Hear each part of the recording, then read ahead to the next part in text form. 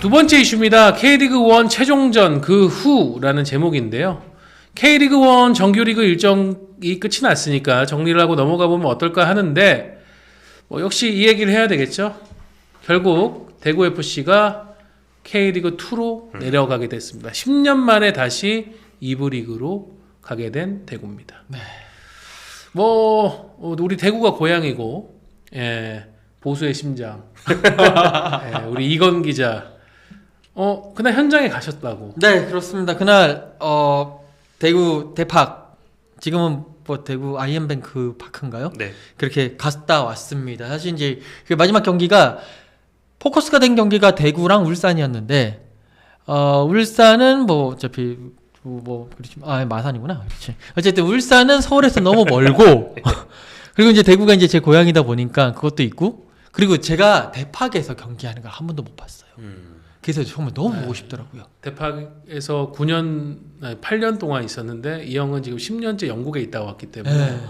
그냥 대팍에서 가가지고 경기 없을 때 구경만 해봤지 대팍을 가본 적이 없어가지고 갔었는데 2대2로 비기면서 결국에는 대구가 최하위를 벗어나지 못하는데, 일단 첫 번째, 대구가 떨어진 가장 큰 이유는 그 전 경기, 그리고 특히나 그 전 경기인가요? 그 이제 제주 원정에서 1대1로 비긴 거. 네. 그 비긴 거. 그 다음에 또 아쉬웠던 그 심판 판정에 의해 가지고 골이 취소된 부분. 그게 울산 원정이었나? 뭐 그런 것도 있었다는데 제주 원정에서도 취소됐었고요. 그렇죠. 울산 원정에서는 이제 페널티킥 판정이 VAR로 인정되지 제주 원정에서 않았었죠. 취소된 게 가장 좀 컸던 것 같아요. 그게 좀 컸었고, 제가 그러니까 조금 더 이야기를 하자면 대구 경기 하기 전날에 대구 유명 팬분을 한번 만나가지고 이런저런 이야기를 이름을 했는데, 얘기하세요. 조팡매라고. 조팡매 분도 만나고 해가지고 이런저런 얘기를 해봤는데, 정말 대구 분들이 어렵지만 기적을 꿈꿨더라고요. 그리고 제주가 분위기가 안 좋으니까 어떻게 하면 이길 수 있지 않을까라고 했는데 경기 초반에 1분 그리고 6분 빵빵 두 방 얻어 맞으면서 그렇죠. 너무 좀 허무하게 그 경쟁이 좀 끝난 게 아쉬운 부분이 기적의 있었습니다. 문 앞에서 초인종을 눌렀으나 문은 열리지 않았다. 그 정도로 이제 마지막 경기 분위기가 되지 않았나 싶고, 그럼 뭐 다들 아시다시피 세징야 선수가 허리도 좋지 않지만 무릎도 좋지 않은 상황, 컨디션이 50%도 안 되는 상황인데도 불구하고 원래 계획은 한 20분 정도 뛰는 거였는데 상황이 급박하다 보니까 후반 시작하자마자 들어갔죠. 맞아요. 그 와중에 또 세징야는 동점골을 넣으면서 자신의 K리그1 100번째 골을 전날 넣었어요. 이제 당분간 이제 세징야 선수는 K리그1 득점은 멈춰 있겠지만, 그리고 마지막에 이제 김강산 선수가 역전골까지 만들었는데 그 골은 결과적으로 이제 VAR로 취소가 됐고, 네. 골이 들어갔는데 대구 팬들이 이미 표정이 울적하더라고요. 이미 다 이거를 알고 있었죠. 제주가 1대0으로 이기고 있다라는 걸 알았기 때문에 그거를 기자석에서 보면서 이제 옆에 딱 틀어놓잖아요. 제주와 울산의 경기를 틀어놓고 보고 있었는데 제주 골이 들어가는 순간에 약간의 시차는 있었지만 많은 팬들이, 대구 팬들도 갑자기 경기와 상관없이 하는 한식의 소리가 그 경기장을 가득 채웠던 게 상당히 인상적이었어요. 네. 자, 그렇게 이제 강등이 결정되고 2019년부터 IM 대구은행 파크 대팍을 쓰고 있는 대구FC인데 이제 2026년 대팍에서 처음으로 K리그2 경기가 열리게 됐습니다. 그날 경기 끝나고도 아마 대구 팬들은 뭐 다가올 현실일 수도 있겠다라고 예상했겠지만 좀 화가 많이 나 있었겠죠. 많은 일들이 있었어요. 대구 이제 경기 끝나고 이제 기자들 같은 경우에는 경기 끝나고 기다리고 있다가 대구 선수들이 한 바퀴 돌고 난 다음에 그 대구 서포터들, 그라지를 포함한 많은 서포터분들 앞에서 이렇게 죄송하다고 이야기하면서 특히나 김병수 감독이 그 이야기를 하면서 좀 눈물을 보였어요. 김병수 감독님이 또 좀 눈물이 많은, 또 정이 많은 사나이지 않습니까? 그러면서 그 얘기를 했고, 그 다음에 세징야 선수가 선수 대표로 또 주장이기도 하니까 그 이야기를 하고 인사하고 들어갔는데, 그 이후에 대구 팬분들이 대구의 FC 조광래 대표부터 시작해서 여러 조광래 나와. 그것도 있고 또 다른 분들 이야기들, 그 부장들 나와. 나와. 그러면서 그랬겠죠. 얘기를 했는데 한 45분 그 정도 된 것 같아요. 계속 나와라. 그리고 또 뭐 이렇게 좀 여러 가지 욕설까지 들어가면서 분위기가 좀 안 좋았고, 결국에는 조광래 대표 이사를 포함해서 꽤 많은 그 수뇌부들이 나와가지고 이야기를 했는데 그게 이제 성난 대구 팬들의 민심을 달래기에는 역부족인 것들이 있었죠. 네. 그래도 저는 대구 팬들이 좀 살살 해주셨네요. 어떤 대구 팬들은 그날 뛰어들어야 밤새겠다. 대파게에서 그냥 텐트 치고 그냥 시위하겠다고, 농성하겠다고 그러는 분들도 계셨는데 뭐 그 뒤에 지금 대구는 뭐 상황이 또 계속 좋지 않게 흘러가고 있습니다.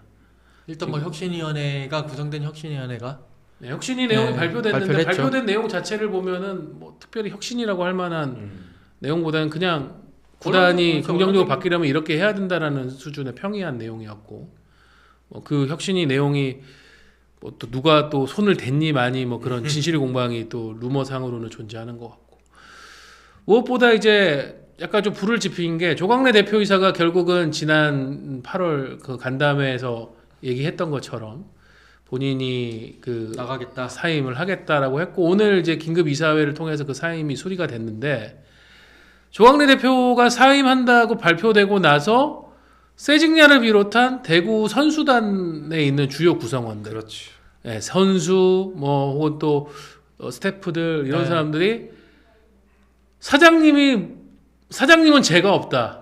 사장님은 대구에 계속 있으셔야 되는 분이다.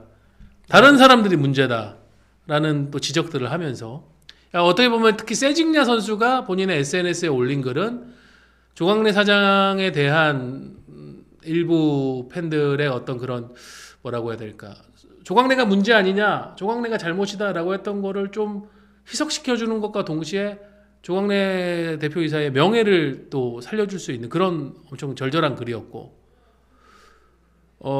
이용래 코치도 뭐 그렇죠. 이용래 코치, 뭐 있었고, 홍정훈, 네. 뭐 예, 대구에 오래 머물렀던 선수들 이런 선수들이 다 비슷한 글을 올렸는데 현장에서는 여러 가지 이야기들이 많았어요. 그러니까 사실 이게 우리가 뭐 이 얘기, 그러니까 다 많은 분들이 아시니까 8월달에 이제 조광래 대표가 간담회에서 그만두겠다고 얘기하고 난 다음에 이제 결국 일요일날에 이제 경기 끝나고 난 다음에 이제 강등이 되고 그 사이에 한 20 몇 시간 동안에 조광래 대표가 안 떠난다는 그런 유임설도 루머로 돌기도 했고 그러면서 대구 팬분들이 엄청 또 반으로 갈려가지고 여러 가지 이야기도 나고 논란이 있었거든요. 결국에는 조광래 대표가 팩트만 보자면 결국 사임을 해가지고 가긴 했었지만 그 사이에 너무 과정들이 많았었고 또 그거를 보면서 대구 팬분들이라든지 또 이게 대구 시민축구단이니까 또 시청 쪽의 이야기들도 있고 특히나 지금 대구 같은 경우에는 구단주가 공석이잖아요. 그러니까 뭔가 누가 이렇게 딱 힘을 가지고 너 이거 해! 할 수 있는 사람이 없다 보니까 너무 시계 제로인 상태에서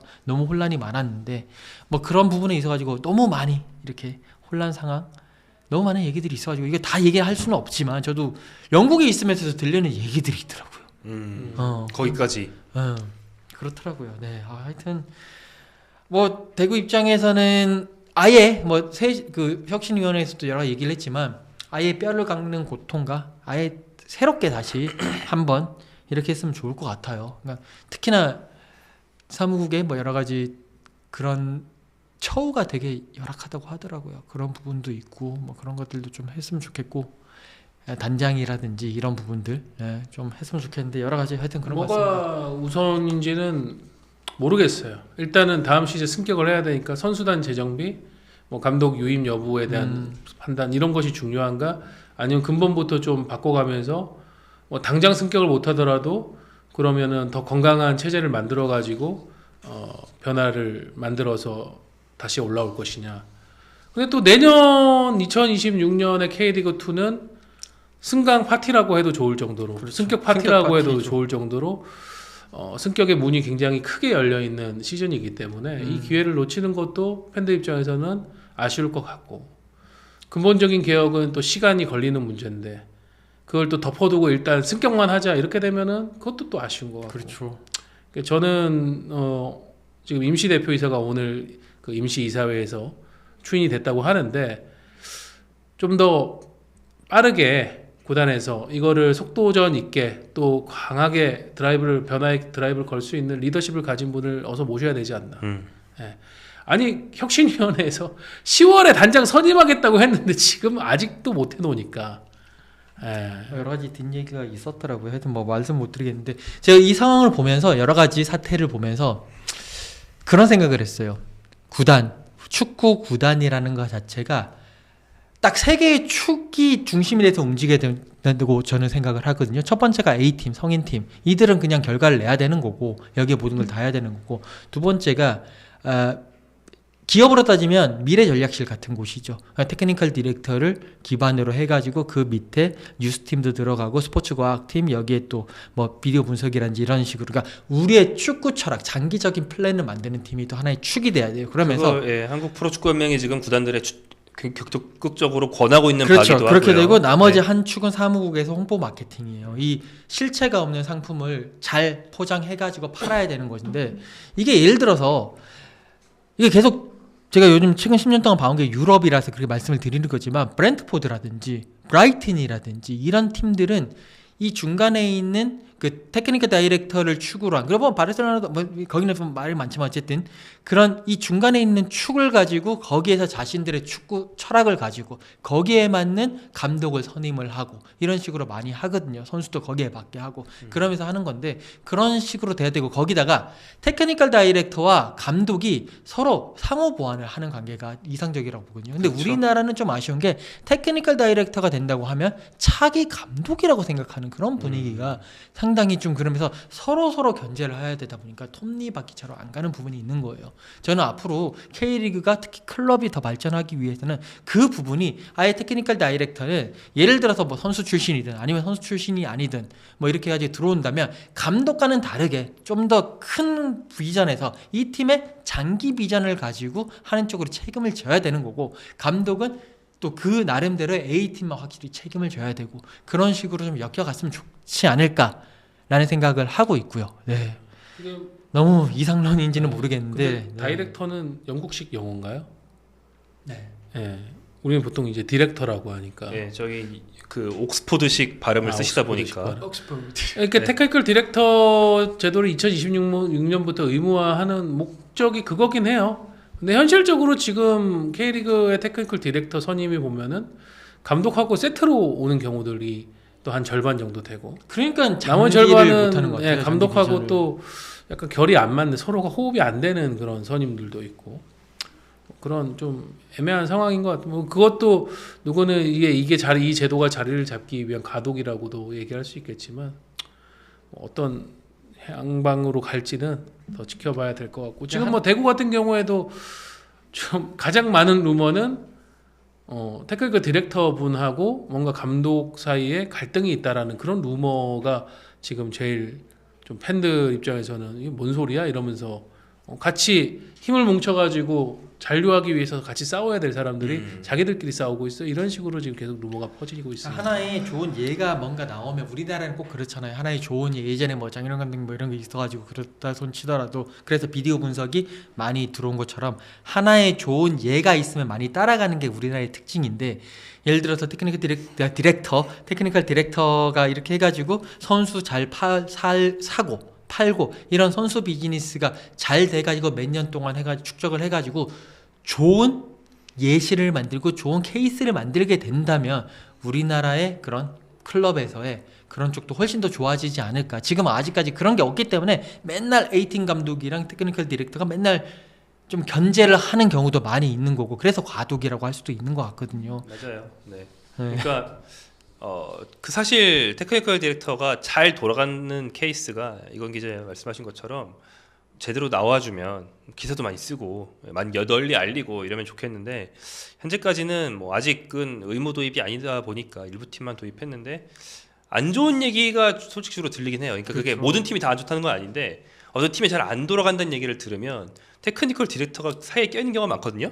테크니컬 디렉터가 지금 얘기하신 것처럼 감독이랑 좀 갈등이 있을 수도 있고, 반대로 감독이랑 세트로 왔으면 기존에 있던 사무국이랑 갈등이 있을 수도 있고, 그래서 이 경우에는 구단 살림이 문제가 나오는 팀, 그리고 이제 테크니컬 디렉터랑 감독이랑 갈등이 있는 경우에는 1군 경기력에 문제가 있는 팀, 이런 식으로 그게 연결이 안 되진 않더라고요. 예, 그쪽에 문제가 있으면 팀에 뭔가 표면적으로도 문제가 생기긴 한다. 예, 그래서 이런 게 잘 자리 잡는 게 좀 중요하다.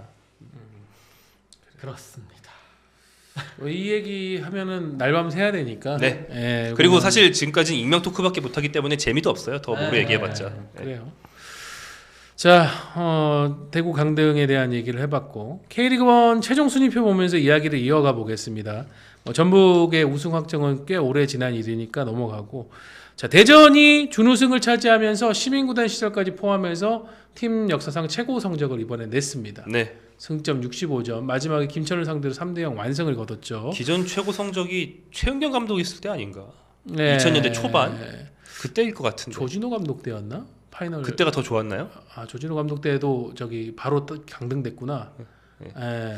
아무튼 제가 기억하는 것 중 그때가 제일 좋았거든요. 6위? 그때 김호 감독 시절에 6위를 한 적이 있었죠. 6강 플레이오프를. 예, 네. 그때 가신 적이 있었고. 어쨌든 대전 하나 시티즌도 준우승, 하나 이글스도 준우승. 하나와 하나는 하나다.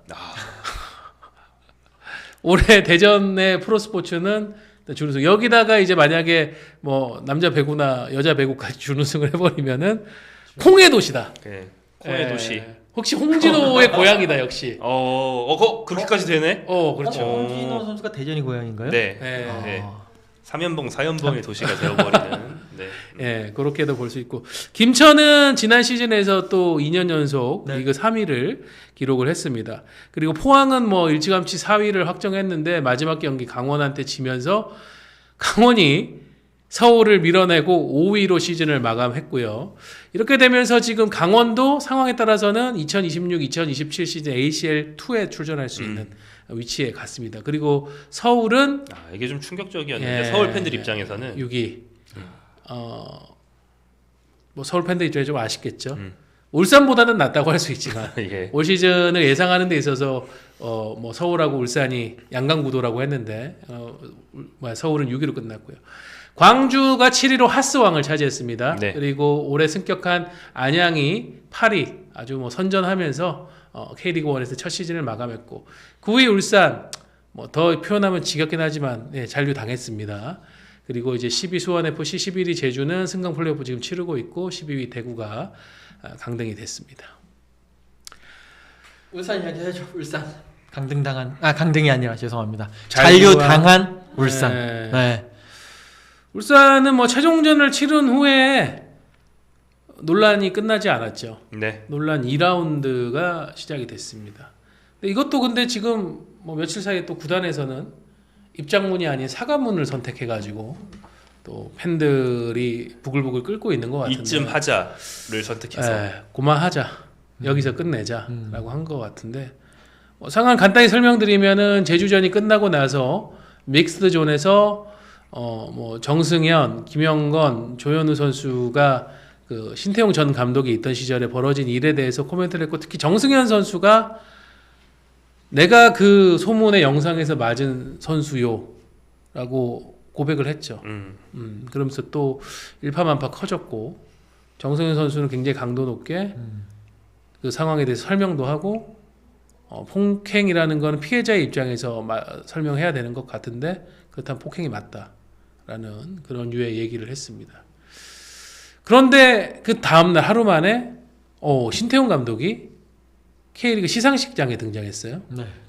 아들 신재원 선수가 K리그2 베스트 11상을 수상을 했기 때문에 축하를 해주기 위해서 등장을 했는데, 이게 거의 그날 시상식의 또 다른 주인공이 되고 말았습니다. 신태용 감독이. 기자들이 몰려가는. 기자들을 몰고 다니는, 뭐 방송 카메라도 몰고 다니고, 우리 그 신문사를 비롯한 인터넷 매체 기자들도 몰고 다니고, 그 자리에서 이제 또 신태용 감독은 일종의 배수의 진을 쳤죠.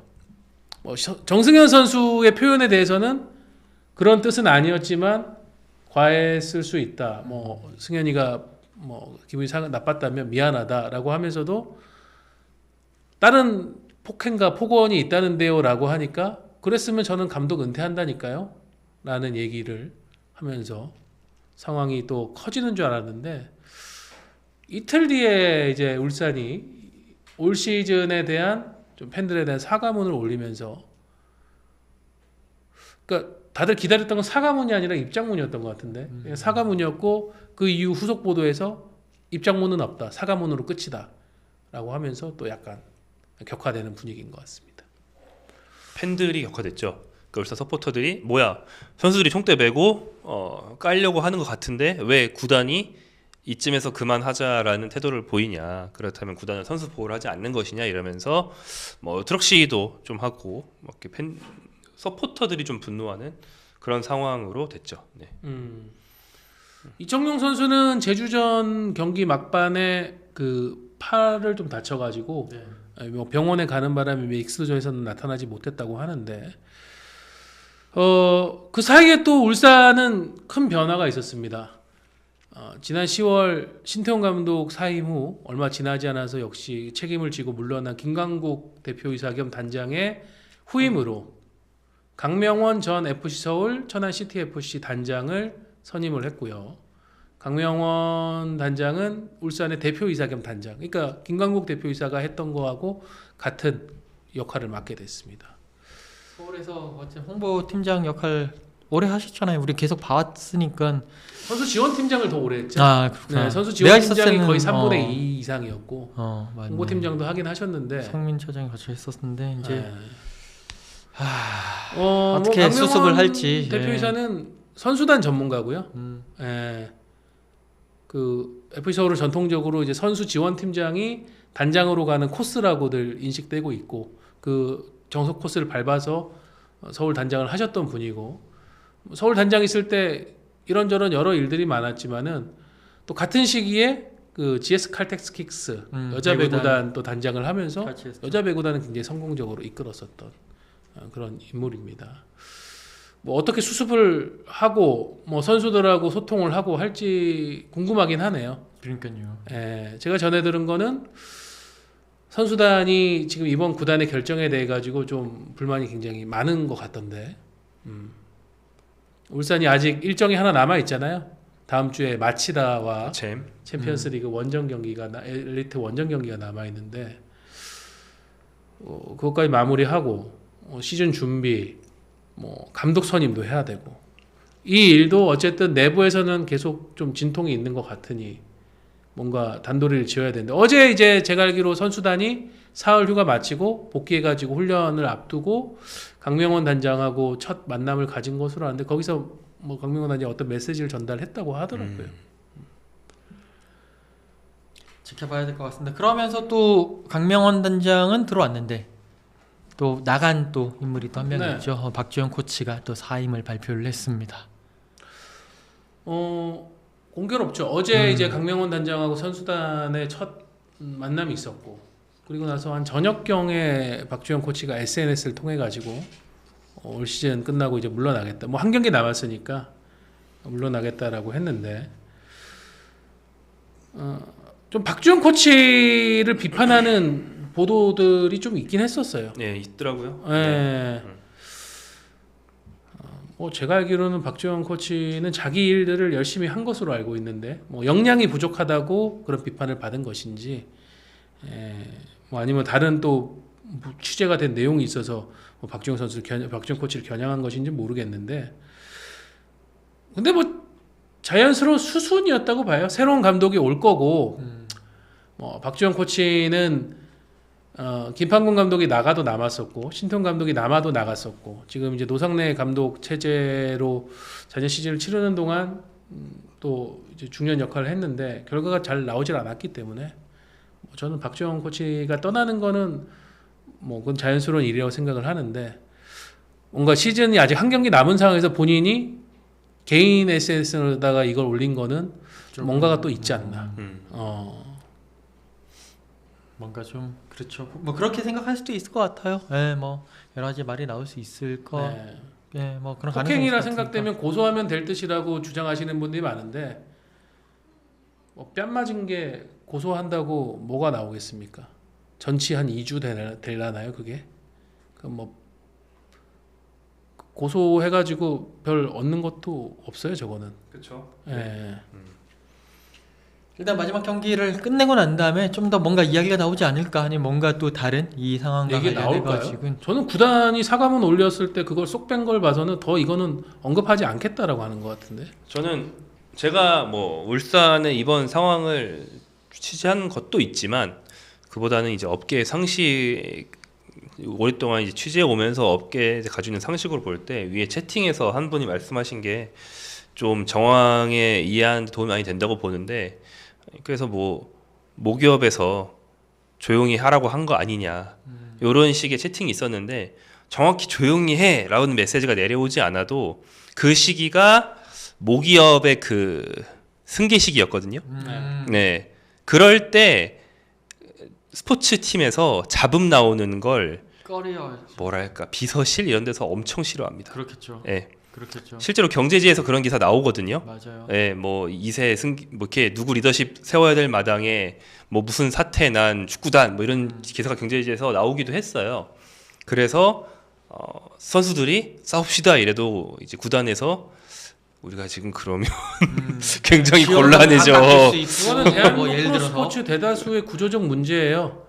구단이 운영하는 비용의 거의 한 7, 80%? 또 의주금 비중이 높은 데는 거의 뭐 사실상 100%다 기업에서 주는 거기 때문에 기업의 어떤 뜻을 거스를 수가 없죠, 구단은. 저 근데 오너가 있는데 오너를 이렇게 가리는 행동들, 네. 오너의 영광을 가리는 행동들이 나오면 상당히 그 오너의 비서진들이 싫어하죠. 그렇죠. 특히나 오너의 인사팀들이 뭐 우리 뭐 드라마에도 많이 봤지 않습니까? 뭐 그런 것들이 많이 나오니까 충분히 이해는 되긴 하는데, 뭐 그런 것 같습니다.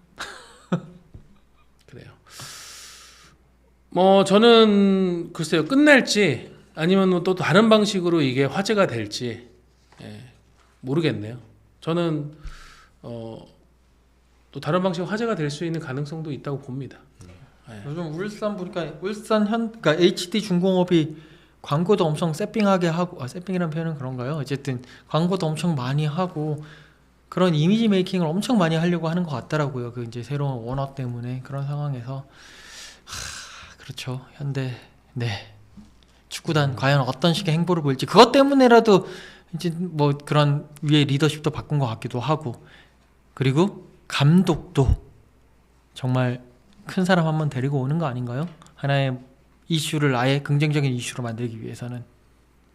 그렇죠. 이슈는 이슈로 덮는 게 제일 쉬운 방법이니까 큰 사람으로 뭐 좀 그렇게 되게, 할 수도 되게 유명한 사람이라든지. 있겠지만 저는 결국은 선수들이 마음속에 있는 그런 부분을 해소시켜주지 못하고 간다고 하면은 뭐 가린 거지 완전히 풀고 가는 게 아니잖아요. 그렇죠. 네, 미공식에 저는 덮어가는 거예요. 떠나는 선수도 나올 것이고 이런 그 구단의 결정이나 방식에 대해서 수긍하지 못해서 떠나는 선수도 나올 수도 있다고 보고, 그거는 이제 점점 시간이 지나면 보시면 되겠죠. 스포츠는 플러스 한정의 무대 스포츠는 플러스 힘좀 에너지